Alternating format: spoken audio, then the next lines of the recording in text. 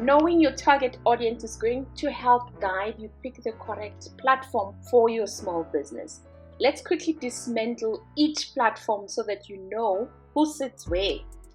If your target audience is Gen X or older, then you should concentrate on Facebook. If your target audience is Gen Z, then TikTok is the place to be. If your target audience holds to a certain political affiliation, or they like to debate and they are either Democratic and they like the rumble, then Twitter or X is your platform. If your target audience are business professionals, then you should concentrate on LinkedIn. And if your target audience is millennials, then you should focus on Instagram.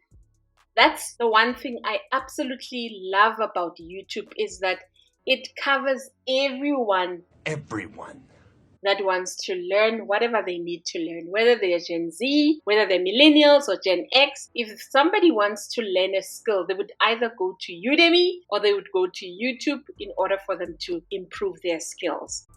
Thank you so much for joining me on this lesson. We've created a full masterclass and we've loaded it on Udemy. You can go grab it from there.